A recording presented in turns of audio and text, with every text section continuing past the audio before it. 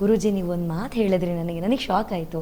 ಅವರು ನಮ್ಮ ಮಗಳನ್ನ ಮದುವೆಗೆ ಇಟ್ಟಿದ್ದೀನಿ ಅಂದಿದ ತಕ್ಷಣವೇ ನೀವು ಒಂದು ಮಾತು ಹೇಳಿದ್ರಿ, ಮದುವೆ ಹತ್ರದವರೆಗೂ ಬಂದು ಕ್ಯಾನ್ಸಲ್ ಆಯಿತಾ ಅಂತ ನೀವು ಹೇಳಿದ ಮೇಲೆ ಅವರಿರೋ ವಿಚಾರನ ಹೇಳಿದ್ರು. ಅದು ಹೆಂಗೆ ಗೊತ್ತಾಗುತ್ತೆ ಗುರು? ಯಾಕೆಂತಂದರೆ ನೋಡಿ, ಜ್ಯೋತಿಷ್ಯ ಶಾಸ್ತ್ರದಲ್ಲಿ ನಮ್ಮ ವಾಯ್ಸ್ ಮುಖಾಂತರದಿಂದ ಧ್ವನಿ, ಆಕೆಯ ಧ್ವನಿ ಇದೆಯಲ್ಲ ಅದರಲ್ಲಿ ನೋವಡಕವಾಗಿರುತ್ತೆ.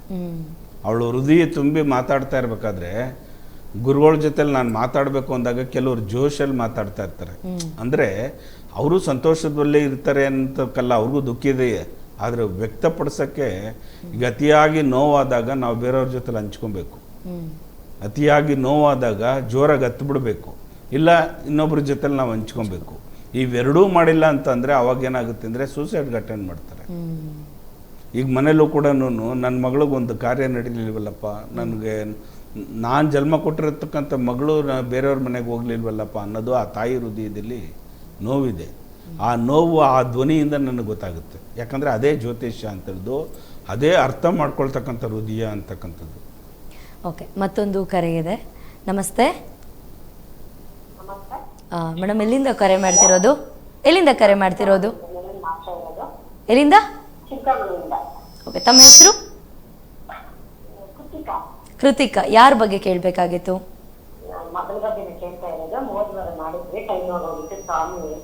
ಹುಟ್ಟಿದ ದಿನಾಂಕ, ಸಮಯ, ಹುಟ್ಟಿದ ದಿನಾಂಕ ಹಾಗೆ ಸಮಯವನ್ನ ಹೇಳಿ.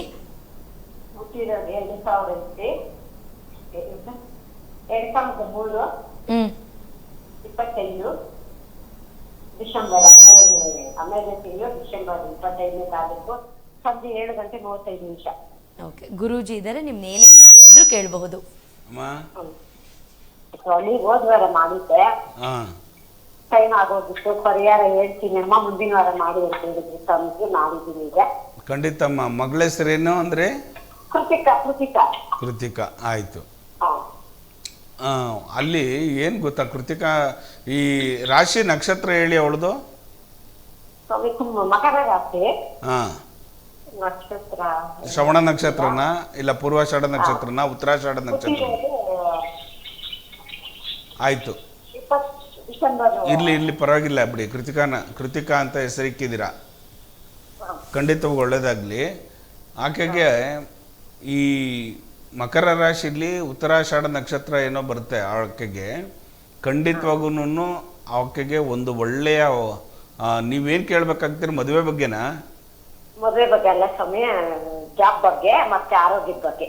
ಆಯ್ತು, ಈಗ ನೀವೇನ್ ಮಾಡಿ ಮುಗ್ದಿದೆ ಈಗ. ಅದಕ್ಕೆ ಒಳ್ಳೆ ಕಡೆ ಎಲ್ಲಾದ್ರೂ ಜಾಬ್, ಮದ್ವೆ ಇನ್ನು ಸದ್ಯಕ್ಕೆ ಮಾಡಲ್ಲ, ಆರೋಗ್ಯ ಬಗ್ಗೆ ಕೇಳ್ತಾ ಇದ್ದೀನಿ. ಆಯ್ತು, ಆರೋಗ್ಯ ತುಂಬಾ ಚೆನ್ನಾಗಿರುತ್ತೆ. ಆದ್ರೆ ಸಪ್ತಮದಲ್ಲಿ ಶನಿ ಇರ್ತಕ್ಕಂಥದ್ದು ಇವಾಗ ನಡೀತಾ ಇದೆ, ಏನು ತೊಂದರೆ ಇಲ್ಲ. ಆ ಪರಮಾತ್ಮ ಈ ವರ್ಷದಾದ್ಯಂತ ತುಂಬಾ ಚೆನ್ನಾಗಿ ಇಟ್ಕೊಂಡಿರ್ತಾನೆ. ಆರೋಗ್ಯದ ಬಗ್ಗೆ ಏನು ಯೋಚನೆ ಮಾಡೋದು ಬೇಡ. ಆದರೆ ಅವಳಿಗೊಂದು ಅನುಷ್ಠಾನ ಹೇಳ್ತೀನಿ, ಜಾಬ್ ಆಗಲಿ ಏನಾರಾಗಲಿ ಆಕೆಗೆ ಒಂದು ಒಳ್ಳೆ ರೀತಿಯಲ್ಲಿ ಆಗ್ತಕ್ಕಂಥದ್ದು ಖಂಡಿತವಾಗಿ ಒಳ್ಳೇದಾಗುತ್ತೆ. ಹತ್ತಿರದಲ್ಲಿರ್ತಕ್ಕಂಥ ಸ್ಕಂದನ ಆಲಯದಲ್ಲಿ ಎಲ್ಲಾದರೂ ಆಂಜನೇಯನ ದೇವಸ್ಥಾನ ಆಗಲಿ ಇಲ್ಲ ಸ್ಕಂದನ ಆಲಯದಲ್ಲಾಗಲಿ ವಿಶೇಷವಾಗಿ ಒಂದು ರಾತ್ರಿ ಇರಬೇಕು. ಮಾರುತಿ ಮಂದಿರದಲ್ಲಾದ್ರೂ ಒಂದು ರಾತ್ರಿ ಇರಬೇಕು. ಯಾಕೆ ಅಂತಂದರೆ ಶನೇಶ್ವರನ ಒಂದು ಕೃಪಾ ಕಟಾಕ್ಷಕ್ಕೆ ಅವಳಿಗೆ ಚೆನ್ನಾಗಿ ಆಗಬೇಕು ಅಂದರೆ ಆಂಜನೇಯನ ದೇವಸ್ಥಾನದಲ್ಲಿ ಒಂದು ದಿನ ತಂಗಬೇಕು. ಯಾಕಂದರೆ ಈ ಕಲಿಯುಗದಲ್ಲಿ ಕಲಿಯುಗ ವರದ ಅಂತಲೇ ಹೆಸರಿರ್ತಕ್ಕಂಥ ಆಂಜನೇಯ ಕೇಸರಿಯನ್ನು ಹಣೆಗಿಡ್ತಾ ಬರಬೇಕು. ಆಕೆಗೆ ತಿನ್ನೋ ಕೇಸರಿ ಅಲ್ಲ, ಹಣೆಗೆ ಇಡ್ತಕ್ಕಂಥ ಕೇಸರಿ, ಆ ಕೇಸರಿಯನ್ನು ಇಡ್ತಾ ಬನ್ನಿ, ಖಂಡಿತವಾಗಿ ಒಳ್ಳೇದಾಗುತ್ತೆ. ಸುಬ್ರಹ್ಮಣ್ಯನ ಕ್ಷೇತ್ರಕ್ಕೆ ಒಂದೇ ಒಂದ್ಸಲಿ ಮಂಗಳವಾರ ಆಗಲಿ ಶನಿವಾರ ಆಗಲಿ ಕರ್ಕೊಂಡೋಗಿ ಅಲ್ಲಿ ನದಿ ಹರಿತಾ ಇರುತ್ತಲ್ಲ, ಕುಮಾರಧಾರ ನದಿ ಹರಿತಾ ಇರ್ತಕ್ಕಂಥದ್ದು, ನದಿಯಲ್ಲಿ ಸ್ನಾನ ಮಾಡಿ ಬೆಳಗ್ಗೆ ಬ್ರಾಹ್ಮಿ ಮುಹೂರ್ತದಲ್ಲಿ ಕುಕ್ಕೆ ಸುಬ್ರಹ್ಮಣ್ಯನ ಆಗಲಿ ಘಾಟಿ ಸುಬ್ರಹ್ಮಣ್ಯ ಆಗಲಿ ಆ ದರ್ಶನ ಮಾಡ್ಕೊಂಡು ಬರ್ತಕ್ಕಂಥದ್ದು ಮಾಡಿ, ಖಂಡಿತವಾಗೂ ಒಳ್ಳೇದಾಗುತ್ತೆ. ತುಂಬ ಚೆನ್ನಾಗಿರ್ತಾಳೆ ಮಗಳು, ಒಳ್ಳೇದು. ಅಮ್ಮ ಖಂಡಿತವಾಗೂ ಆಕೆಗೆ ಏನು ಮಾಡಿರೋದು, ಎಜುಕೇಶನ್ ಏನು ಮಾಡಿದ್ದಾಳೆ? Engineering, CS. ಖಂಡಿತವಾಗೂ ಒಳ್ಳೇದಾಗುತ್ತೆ. ಪ್ರಯತ್ನ ಪಡಕ್ಕೆ ಹೇಳಿ. ಇನ್ನು 2-3 ತಿಂಗಳ ಒಳಗಡೆ ಆಕೆಗೆ ಒಂದು ಒಳ್ಳೆ ಜಾಬ್ ಸಿಗುತ್ತೆ. 15 ದಿನದ ಒಳಗಡೆ ಒಂದು ಒಳ್ಳೆ ಜಾಬ್ ಸಿಗುತ್ತೆ. ಅದನ್ನೇ ಎಕ್ಸೆಪ್ಟ್ ಮಾಡ್ಕೊಳಕ್ಕೆ ಹೇಳಿ.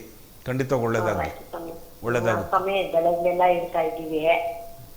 ಹೇಳಮ್ಮ. ಬೆಳೆಗಳೆಲ್ಲ ಇಡ್ತಾ ಇದ್ದೀವಿ, ಏನು 2 ವರ್ಷದಿಂದ ಏನು ಕೈ ಎತ್ತಾ ಇಲ್ಲ ಸ್ವಾಮಿ. ನಮ್ಮ ಯಜಮಾನ್ ಹೆಸರು ಜಗನ್ನಾಥ್ ರೆಡ್ಡಿ ಅಂತ. ಹೌದು ನೋಡಿ, ಅವ್ರದ್ದು ಉತ್ತರಾಷಾಢ ನಕ್ಷತ್ರ ಮಕರ ರಾಶಿ ಬಂತು. ಅದರಿಂದ ನೀವು ನವಗ್ರಹ ಪೂಜೆ ಮಾಡಿ ಮನೆಯಲ್ಲಿ ನವಗ್ರಹ ಪೂಜೆ ಮಾಡ್ಸೇ ಇಲ್ವಾ? ಮಾಡ್ತಿದೀವಿ ಸ್ವಾಮಿ, ಎಲ್ಲಾ ಪೂಜೆ ನವಗ್ರಹ ಹೋಮಗಳು ಎಲ್ಲಾ ಮಾಡ್ತಿದೀವಿ. ಎಷ್ಟು ದಿನ ಆಯ್ತು ಮಾಡಿಸಿ ನೀವು? ಆಗ್ಲೇ 1 ವರ್ಷ ಮೇಲಾಯ್ತು. ಆಯ್ತು. ಈ ವರ್ಷದಲ್ಲಿ ಶ್ರಾವಣ ಮಾಸದಲ್ಲಿ ಮೊದಲನೇ ವಾರದಲ್ಲಿ ಒಂದು ಗಣಪತಿ ಹೋಮ ಮತ್ತೆ ಆದಿತ್ಯಾದಿ ನವಗ್ರಹಗಳನ್ನ ಒಂದು ಪೂಜೆಯನ್ನು ಮಾಡಿ ಅರ್ಹ ಬ್ರಾಹ್ಮಣರಿಗೆ ವಸ್ತ್ರದಾನ ಕೊಡಿ. ಖಂಡಿತವಾಗಿ ಒಳ್ಳೇದಾಗುತ್ತೆ. ಮನೆ ನಿಮ್ಮ ಕುಟುಂಬ ಎಲ್ಲ ಚೆನ್ನಾಗಿರುತ್ತೆ, ಒಳ್ಳೇದಾಗುತ್ತೆ. ಅದೇ ನಮ್ಮ ಮಾವ ತೀರೋಗಿದಾರಲ್ಲ ಸ್ವಾಮಿ, ಅದ್ ಮಾಡ್ಬೋದಲ್ಲ ಅಲ್ವಾ? ಖಂಡಿತವಾಗೂ ನಿಮ್ಮ ಮಾವ ತೀರೋಗಿದ್ದಾರೆ. 1 ವರ್ಷದ ಗಂಟ ನಾವು ದೀಪನೇ ಅಂಟಿಸ್ಬಿಡೋದು ಬೇಡ, ಊಟನೂ ಮಾಡೋದು ಬೇಡ, ಪೂಜೆನೂ ಮಾಡೋದು ಬೇಡ. ನೋಡಿ, ಕೆಲವರಲ್ಲಿ ಏನು ಮಾಡ್ತಾ ಇದ್ದಾರೆ ಅಂತಂದರೆ, ನಿಮ್ಮ ಮುಖಾಂತರ ನಾನು ಕೆಲವರು ತಿಳ್ಸಕ್ಕೆ ಇಷ್ಟಪಡ್ತೀನಿ. ತೀರ್ಕೊಂಡಿರ್ತಕ್ಕಂಥ 12 ದಿನದ ಮೇಲೆ ನಾವು ತಿಥಿ ಕಾರ್ಯವನ್ನು ಮಾಡಿದಾದ ನಂತರ ಪುಣ್ಯಕ್ಷೇತ್ರಗಳಿಗೆ ಹೋಗಬೇಕು ಅಂತ ಹೇಳುತ್ತೆ ಶಾಸ್ತ್ರ. ನದಿ ತೀರಗಳಿಗೆ ಹೋಗಿ ಅಲ್ಲಿ ಸ್ನಾನವನ್ನು ಮಾಡಿ ಅರ್ಘ್ಯೆಯನ್ನು ಕೊಡ್ತಕ್ಕಂಥದ್ದು, ಸತ್ತಿರೋರ ಆತ್ಮಕ್ಕೆ ಶಾಂತಿ ಕೊಡಪ್ಪ ಭಗವಂತ ಅಂತೇಳಿ ಪ್ರಾರ್ಥನೆ ಮಾಡ್ಕೊಂಡು ಬರ್ತಕ್ಕಂಥದ್ದು. ಖಂಡಿತವಾಗೂ ಪ್ರತಿಯೊಬ್ಬರು ದೇವಾಲಯಕ್ಕೆ ಹೋಗಬೇಕು, ಪ್ರತಿಯೊಬ್ಬರು ಪೂಜೆ ನಿರತರಾಗಿರಬೇಕು, ಆತ್ಮಕ್ಕೆ ಶಾಂತಿ ಕೊಡುವಂಥ ಪ್ರಾರ್ಥನೆ ಮಾಡ್ಕೋಬೇಕು. ಹಾಗಂತ ದೀಪನೇ ಅಂಟಿಸೋದು ಬೇಡ, ಪೂಜೆನೂ ಮಾಡೋದು ಬೇಡ, ಮನೆಯ ಗಲೀಜಾಗಿ ಇಟ್ಕೋ, ಸ್ಮಶಾನ ಥರ ಇಟ್ಕೋ ಅಂತ ಯಾರು ಸ್ವಾಮೀಜಿಗಳು ಹೇಳಲ್ಲ. ಆದರೆ ಸತ್ತ ನಂತರ 12ನೇ ದಿನಕ್ಕೆ ಕಾರ್ಯ ಮುಗಿದ ನಂತರ ಪುಣ್ಯಕ್ಷೇತ್ರಗಳಿಗೆ ಹೋಗಬೇಕು. ಆಗ ತುಂಬ ಚೆನ್ನಾಗಾಗುತ್ತೆ, ನಿಮಗೆಲ್ಲ ಒಳ್ಳೇದಾಗುತ್ತೆ. ಒಳ್ಳೇದಾಗಲಿ. ಕರೆ ಮಾಡಿದ್ದಕ್ಕಾಗಿ ಧನ್ಯವಾದಗಳು. ನಿಮಗೂ ಇನ್ನೂ ಏನೇ ಪರ್ಸ್ನಲ್ ಆಗಿ ಮಾತಾಡಬೇಕು ಗುರೂಜಿ ಜೊತೆ, ಇಲ್ಲಿ ಲೈವಲ್ಲಿ ಮಾತಾಡೋದಕ್ಕಾಗಲ್ಲ ಅಂತಂದರೆ ಕೆಳಗಡೆ ಕಾಣ್ತಿದೆ ನಂಬರು, ನೇರ ಭೇಟಿಗಾಗಿ ಸಂಪರ್ಕಿಸಿ ಅಂತ. ಆ ನಂಬರ್ಗೆ ಕರೆ ಮಾಡಿದ್ರೆ ನೀವು ಏನನ್ನು ಬೇಕಾದರೂ, ನಿಮಗೆ ಏನೇ ಪ್ರಶ್ನೆಗಳಿದ್ರೂ ಕೂಡ ಮುಕ್ತವಾಗಿ ಕೇಳಬಹುದು. ಗುರುಗಳೇ, ಆಗಲೇ ನೀವು ಮೇಷರಾಶಿ ಬಗ್ಗೆ ತಿಳಿಸ್ಕೊಡ್ತಾ ಇದ್ರಿ. ಖಂಡಿತಮ್ಮ, 12 ರಾಶಿ ಕಡೆಗೆ ಹೋಗ್ಬಿಡೋಣ. ಯಾಕಂದರೆ ಈ 12 ರಾಶಿಗಳಿಗೆ ಹೇಳ್ತಾ ಹೋಗ್ತಾ ಇದ್ದರೆ ಅದಕ್ಕೆ ಸಮಯನೇ ಮೀರ್ತಕ್ಕಂಥದ್ದು ಆಗಲ್ಲ. ಮೊದಲನೇದಾಗಿರ್ತಕ್ಕಂಥದ್ದು ಬಂಧುಗಳಿಗೆ ನಾನು ಹೇಳೋದು, ಮೊದಲನೇ ರಾಶಿಯಾಗಿರ್ತಕ್ಕಂಥ ಮೇಷರಾಶಿ. ಮೇಷರಾಶಿಯಲ್ಲಿ ಈ ವಾರದಲ್ಲಿ ನಿಮಗೆ ಫಲ ಸಿಗ್ತಕ್ಕಂಥದ್ದು ಏನಪ್ಪ ಅಂದರೆ, ಮಾನಸಿಕವಾಗಿ ಒತ್ತಡ ಆಗ್ತಕ್ಕಂಥದ್ದು, ಚಿಂತೆ ಜಾಸ್ತಿ ಆಗ್ತಕ್ಕಂಥದ್ದು ಜಾಸ್ತಿ ಆಗುತ್ತೆ. ಅದರಲ್ಲೂ ಭರಣಿ ಮತ್ತು ಕೃತಿಕಾ ನಕ್ಷತ್ರದಲ್ಲಿರ್ತಕ್ಕಂಥವ್ರಿಗೆ ಗುಪ್ತ ಜನಾಂಗಗಳನ್ನು ಪರಿಶೀಲನೆ ಮಾಡಿಸ್ತಕ್ಕಂಥದ್ದು, ಸ್ವಲ್ಪ ವೈರಸ್ ಕಾಣಿಸ್ತಕ್ಕಂಥದ್ದು, ಯೂಟ್ರಸ್ ಪ್ರಾಬ್ಲಮ್ ಇರತಕ್ಕಂಥದ್ದಕ್ಕೆ ಸ್ವಲ್ಪ ಹುಷಾರಾಗಿ ನೋಡ್ಕೋಬೇಕು ಹೆಣ್ಣುಮಕ್ಕಳು, ಕೃತಿಕಾ ನಕ್ಷತ್ರ ಮತ್ತು ಭರಣಿ ನಕ್ಷತ್ರ ಇರ್ತಕ್ಕಂಥವ್ರಿಗೆ. ಹಾಗಾಗಿ ಮೇಷರಾಶಿಯಲ್ಲಿರ್ತಕ್ಕಂಥವ್ರು ಆರೋಗ್ಯದ ಕಡೆ ಗಮನ ಕೊಡಿ. ಈ ವಾರದಲ್ಲಿ ದೂರ ಪ್ರಯಾಣವನ್ನು ಸ್ವಲ್ಪ ವರ್ಜಿಸಿ, ಮಾನಸಿಕವಾಗಿ ಒತ್ತಡ ತಗೊಳ್ತಕ್ಕಂಥದ್ದು, ಮಕ್ಕಳಿಂದ ನೋವಾಗ್ತಕ್ಕಂಥದ್ದು, ಬಂಧು ಮಿತ್ರರಿಂದ ನೋವಾಗ್ತಕ್ಕಂಥದ್ದು ಆಗುತ್ತೆ. ಸ್ವಲ್ಪ ಕಡಿಮೆ ಮಾಡ್ಕೊಳ್ಳಿ. ಮಾನಸಿಕವಾಗಿ ಯಾವುದೇ ಚಿಂತೆ ಮಾಡೋದು ಬೇಡ. ದೈವಶಕ್ತಿ ಕುಲದೇವರ ಕಡೆಗೆ ಗಮನ ಕೊಡಿ. ಸುಬ್ರಹ್ಮಣ್ಯನ ಆಲಯಕ್ಕೆ ಹೋಗ್ತಾ ಇರ್ತಕ್ಕಂಥದ್ದು ಮಾಡಿ. ಖಂಡಿತ ಒಳ್ಳೆಯದಾಗುತ್ತೆ. ಮತ್ತೊಂದು ಕರೆ ಇದೆ ಗುರುಜಿ. ನಮಸ್ತೆ. ನಮಸ್ತೆ. ತಮ್ಮ ಹೆಸರು? ಹುಡುಗನ್ ಕೇಳ್ಬೇಕಾಗಿತ್ತು. ಯಾರ ಬಗ್ಗೆ ಕೇಳಬೇಕಾಗಿತ್ತು? ಸುಬ್ರಹ್ಮಣ್ಯ ಅಂತ, ಮೀನರಾಶಿ, ಉತ್ತರ ಭಾದ್ರ ನಕ್ಷತ್ರ. ಹುಟ್ಟಿದ ದಿನಾಂಕ, ಸಮಯ? ಫೆಬ್ರವರಿ 1999. ಸಮಯ? February 19 February 1999. ಸಮಯ? ಹುಟ್ಟಿದ ಸಮಯ? ಸಮಯ ಬೆಳಿಗ್ಗೆ 6:55. ನಿಮ್ಗೆ ಏನೇ ಪ್ರಶ್ನೆ ಇದ್ರೂ ಗುರುಜಿ ಹತ್ರ ಮಾತಾಡಬಹುದು. ಅಮ್ಮ, ಎಲ್ಲಿಂದ ಕರೆ ಮಾಡ್ತಾ ಇದ್ದೀರಾ? ಯಾವ ಕೆಲಸನೂ ಮಾಡೋದಿಲ್ಲ, ಒಟ್ಟೇನೋ ಒಂಥರ ಇರ್ತಾನ ಮನೆಯಾಗ. ಅದಕ್ಕೆ ಎಲ್ಲಿಂದ ಕರೆ ಮಾಡ್ತಾ ಇದ್ದೀರಾ ತಾವು? ಸಾಗರದಿಂದ. ತುಂಬಾ ಸಂತೋಷ. ನಮ್ಮ ಮಗನ ರಾಶಿ ನಕ್ಷತ್ರ ಹೇಳ್ತೀರಾ? ಉತ್ತರ ಭಾದ್ರ ನಕ್ಷತ್ರ, ಮೀನರಾಶಿ. ಇದು ಸೆಕೆಂಡ್, ಅದು ಫೆಬ್ರವರಿ 1999. 19 ಫೆಬ್ರವರಿ 1999. ಖಂಡಿತಮ್ಮ. ಆಯ್ತು. ನೋಡಿ, ಅವನಿಗೆ ಏನು ಹೆಸರು ಕಟ್ಟಿದ್ದೀರಿ ಈಗ? ಏನಿಲ್ಲ, ಯಾವ ಕೆಲಸನೂ ಮಾಡೋದಿಲ್ಲ. ಅಲ್ಲಮ್ಮ, ಹೆಸರು ಏನು ಕಟ್ಟಿದ್ದೀರಾ ಇವಾಗ? ಅವನಿಗೆ ಹೆಸರು ನಾಮಾಂಕಿತ ಏನು ಕಟ್ಟಿದ್ದೀರಾ ಅವನಿಗೆ? ಅವನ ಹುಟ್ಟ ಹೆಸರು ದುರ್ಗಾನಾಥ ಹೇಳಿ, ಈಗ ಸುಬ್ರಹ್ಮಣ್ಯ ಅಂತ ಕರಿತೀವಿ. ನೋಡಿ, ಕುಂಭರಾಶಿಲಿ ಶತಬೀಜ ನಕ್ಷತ್ರ ಕಟ್ಬಿಟ್ರಿ, ಕುಂಭರಾಶಿ ತಗೊಂಡೋಗಿ. ಮೀನರಾಶಿಲಿ ಜನನಾಗಿದ್ದಾನೆ, ಸುಬ್ರಹ್ಮಣ್ಯ ಅಂತ ಹೆಸರಿಕ್ಕದ್ರಿ. ಹಾಗಾಗಿ ಹಠ ಜಾಸ್ತಿ ಮಾಡೋದು ನೋಡಿ. ಕೋಪ ಜಾಸ್ತಿ ಇರುತ್ತೆ, ಹೇಳದ ಮಾತು ಕೇಳಲ್ಲ, ಸ್ವಲ್ಪ ಸುತ್ತಾಟ ಜಾಸ್ತಿ ಆಗ್ತಕ್ಕಂಥದ್ದು ಜಾಸ್ತಿ ಆಗುತ್ತೆ. ಫ್ರೆಂಡ್ ಸರ್ಕಲ್ಲು ಜಾಸ್ತಿ ಮಾಡ್ಕೊತಾನೆ. ಖಂಡಿತವಾಗೂ ಸ್ವಲ್ಪ ಅವ್ನಿಗೆ ಏನು ಮಾಡಿ ಅಂತಂದರೆ, ಎಲ್ಲಾದರೂ ಹತ್ರದಲ್ಲಿರ್ತಕ್ಕಂಥ ಆಂಜನೇಯನ ದೇವಸ್ಥಾನ, ನೀವು ಸಾಗರದವರು ಅಂತ ಹೇಳಿದ್ರಿ, ಅಲ್ಲಿ ಶಿರಗೊಪ್ಪ ಆಂಜನೇಯನ ದೇವಸ್ಥಾನ ಇದೆಯಲ್ಲ, ಗೊತ್ತಾ? ಆಂಜನೇಯನ ದೇವಸ್ಥಾನಕ್ಕೆ ಹೋಗಿ ಕೇಸರಿ ದಾನವಾಗಿ ಕೊಡ್ತಕ್ಕಂಥದ್ದು, ತುಪ್ಪ ದಾನವಾಗಿ ಕೊಡ್ತಕ್ಕಂಥದ್ದು, ಅಲ್ಲಿ ಪ್ರಧಾನ ಅರ್ಚಕರಿಗೆ ಹಾ ಕೇಸರಿ ಬಟ್ಟೆಯಲ್ಲಿರ್ತಕ್ಕಂಥ ಕೇಸರಿ ಬಟ್ಟೆಯನ್ನು ದಾನವಾಗಿ ಕೊಡ್ತಕ್ಕಂಥದ್ದು ಮಾಡಿ. ಅಂದರೆ ಕಾವಿ ಬಟ್ಟೆ, ಹಾ ಹಾ ಆಯ್ತು. ಕಾವಿ ಬಟ್ಟೆ ದಾನವಾಗಿ ಕೊಟ್ಬಿಟ್ಟು ಬನ್ನಿ. ತುಳಸಿ ಕೊಡೋದನ್ನು ಮರಿಬೇಡಿ, ಖಂಡಿತವಾಗಿ ಒಳ್ಳೇದಾಗುತ್ತೆ. ಈ ಒಂದು ಶ್ರಾವಣ ಮಾಸ ಕಳೆದಾದ್ಮೇಲೆ ಭಾದ್ರಪದ ಮಾಸದಲ್ಲಿ ಕೆಲವೊಂದು ಬದಲಾವಣೆಗಳಾಗ್ತವೆ, ಅವನಿಂದ ಒಳ್ಳೇದಾಗುತ್ತೆ, ಖಂಡಿತವಾಗೂ ಚೆನ್ನಾಗಿರ್ತಾನೆ. ಯೋಚನೆ ಮಾಡೋದು ಬೇಡ, ಧೈರ್ಯವಾಗಿರಿ, ಧೈರ್ಯವಾಗಿರಿ. ಕರೆ ಮಾಡಿದ್ದಕ್ಕಾಗಿ ಧನ್ಯವಾದ. ಮನೆ ರಿಪೇರಿ ಒಂದಿತ್ತು, ಅದು ಆಗಿಲ್ಲ ನಮ್ಗೆ. ಆಗುತ್ತಮ್ಮ, ಖಂಡಿತವಾಗಿ ಆಗುತ್ತೆ, ಯೋಚನೆ ಮಾಡೋದು ಬೇಡ. ಆಂಜನೇಯನ ದೇವಸ್ಥಾನಕ್ಕೆ ಹೋಗಿ ದರ್ಶನ ಮಾಡ್ಕೊಂಡು ಬನ್ನಿ, ಹಾ ಹಾ ಖಂಡಿತವಾಗಿ ನಿಮ್ಮ ಕೆಲಸ ಕಾರ್ಯಗಳೆಲ್ಲ ಸುಗಮವಾಗಿ ನಡೆಯುತ್ತೆ. ಹೋಗ್ಬಿಟ್ಟು ಬನ್ನಿ ಅಲ್ಲಿಗೆ. ಹಾ ಆಯ್ತು. ಕರೆ ಮಾಡಿದ್ದಕ್ಕಾಗಿ ಧನ್ಯವಾದಗಳು. ಗುರುಗಳೇ, ಆಗಲೇ ಮೇಷರಾಶಿ ಬಗ್ಗೆ ತಿಳಿಸ್ಕೊಟ್ರಿ. ವೃಷಭ ರಾಶಿ ಬಗ್ಗೆ ತಿಳಿಸ್ಕೊಡೋದಾದ್ರೆ? ಖಂಡಿತ ನಮ್ಮ ವೃಷಭ ರಾಶಿಯವರಿಗೆ ಬಂಧುಗಳೇ, ಶುಕ್ರನೇ ಅಧಿಪತಿ ನಿಮಗೆ.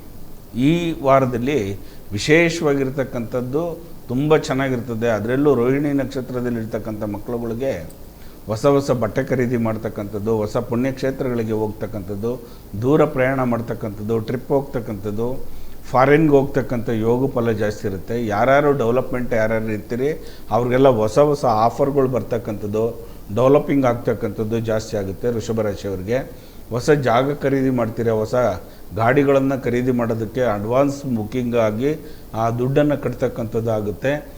ಜಾಗಗಳನ್ನು ಖರೀದಿ ಮಾಡ್ತಕ್ಕಂಥದ್ದು, ಲೋನ್ಗಳು ಸಿಗ್ತಕ್ಕಂಥದ್ದು. ನಿಮಗೆ ಲೋನ್ ಪೆಂಡಿಂಗಲ್ಲಿದ್ದರೆ ಈ ವಾರದಲ್ಲಿ ನೀವು ಪ್ರಯತ್ನ ಪಟ್ಟರೆ ಖಂಡಿತ ಲೋನ್ ಸಿಗ್ತಕ್ಕಂಥ ಯೋಗ ಫಲ.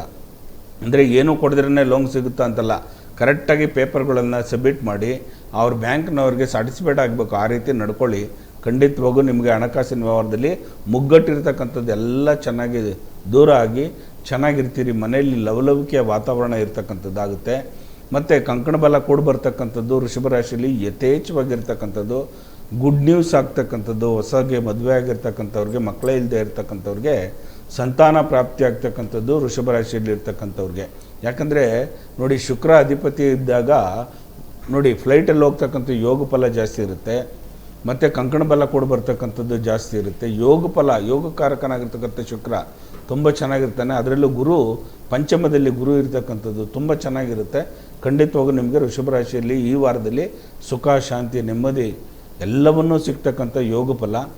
ಏನಂದರೆ ಸ್ವಲ್ಪ ನಿಮ್ಮ ವೈರತ್ವದಿಂದ ಸ್ವಲ್ಪ ಯಾರು ನಿಮಗೆ ಕಾಟ ಕೊಡ್ತಾ ಇರ್ತಕ್ಕಂಥವ್ರಿಗಾಗಿ ಏನಾದರೂ ತೊಂದರೆ ಆಗ್ತಾಯಿದ್ರೆ ಮನೆಯಲ್ಲಿ ನೀವೇನು ಮಾಡಿ ಅಂತಂದರೆ, ಸ್ವಲ್ಪ ಉತ್ತದ ಮಣ್ಣು, ಹಸುವಿನ ಗಂಜಲ ಮತ್ತು ಈ ಓಮದ ಬೂದಿ, ಈ ಮೂರನ್ನು ಈ ವಾರದಲ್ಲಿ ತೊಗೊಂಡು ಬರ್ತಕ್ಕಂಥದ್ದು ಮಂಗಳವಾರ ದಿನ ಸ್ವಲ್ಪ ಕಲಸಿ ವಾಸ್ಕಾಲಿಗೆ ಆಗ್ತಕ್ಕಂಥದ್ದು ವೃಷಭ ರಾಶಿಯವ್ರು ಮಾಡಿ. ಯಥೇಚ್ಛವಾಗಿ ತುಂಬ ಒಂದು ಅನುಕೂಲಕರವಾಗಿರ್ತಕ್ಕಂಥ ವಾತಾವರಣ ಆಗ್ತಕ್ಕಂಥದ್ದು ಮನೆಯಲ್ಲಿ ಒಳ್ಳೆಯದಾಗುತ್ತೆ. ಧನ್ಯವಾದಗಳು ಗುರೂಜಿ.